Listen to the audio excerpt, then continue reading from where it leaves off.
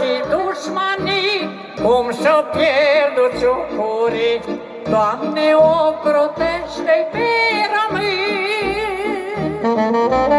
Pe dealul Sătmarului, de darul Ardealului, Doamne, ocrotește-i pe români.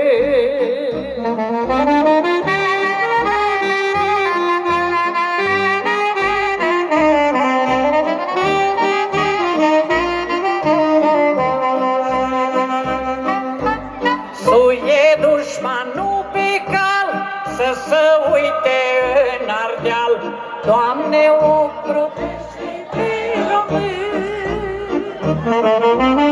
Să vă dați de pe cal jos, că Ardealul nu i-a fost, Doamne, ocrotește-i pe români.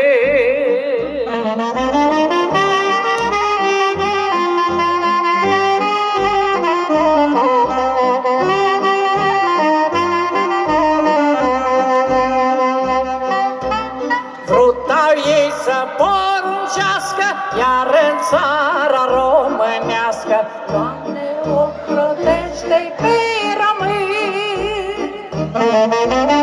Poruncească în țara lor, asta ia românilor, Doamne, ocrotește-i pe români.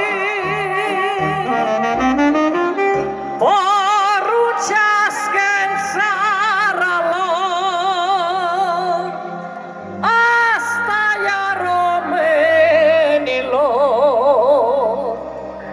Doamne, ocrotește-i pe români.